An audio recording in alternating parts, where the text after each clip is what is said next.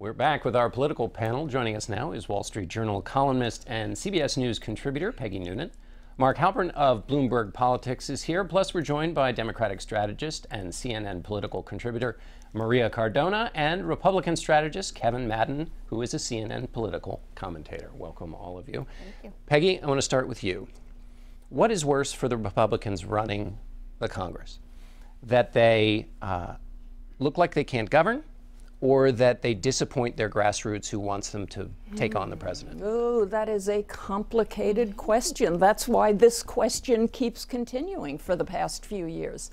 If you take a look at the Republican leaders of the Congress, I think you can probably fault them for not being able to control their own conference and control the situation, but you cannot fault them for failing to control the dynamics behind the whole thing. The fact is, there are about 50 or 60 Republican members who are very skeptical and really in opposition to what they see as de facto amnesty in the United States.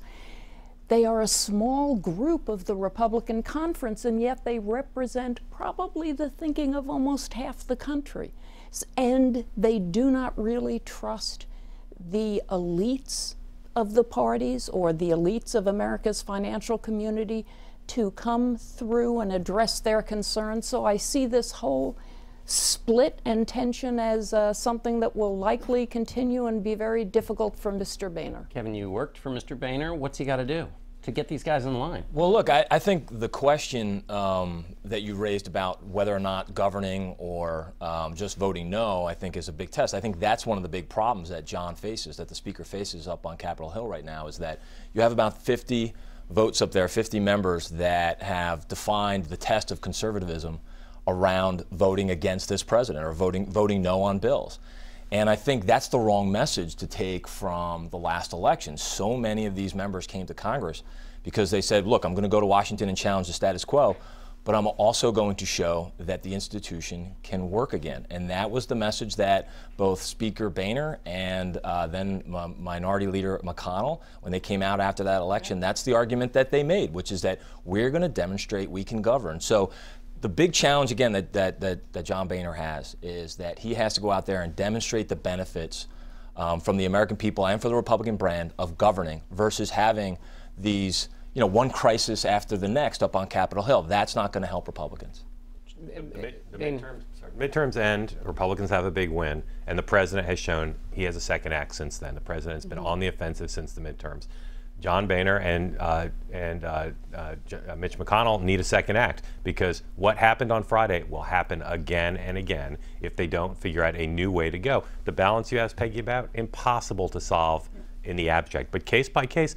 Barbara Boxer and Bernie Sanders, they don't have a full veto power, but if Democrats are willing to obstruct in the Senate, you don't have to pass something that John Boehner and Barbara Boxer were both before, but close to it. But here's where I think you can fault the Republican leadership. Kevin's right. After the midterm election, they came out and very eloquently talked about how now Republicans who are both in power are going to demonstrate how they can govern, are going to demonstrate how they're going to put the issues that are important to the American people first. They had to have known when they said those words, especially with additional members of a conservative caucus, what it would take to actually make those words a reality. So they either were deluding themselves or they were being deeply dishonest with the American people, because they knew when they said, we're going to demonstrate that we're going to govern, that that was going to mean negotiation and compromise, which is absolutely anathema to that conservative caucus. But Maria, the Democrats seem quite happy to have this crack up and seem to be in a posture to not really deal with anybody. So how does that affect the Democrats? I wouldn't say happy about it. I would say that Democrats are underscoring the message that they have said, frankly, for a very long time, that the conservative ideologues in John Boehner's caucus are a problem because they're not interested in governing. And so what Democrats are using this is to underscore that they are not even willing to put the funding of DHS at a moment when we need it the most first, as opposed to some ideologues who are trying to prove a point because they don't like something that the president did.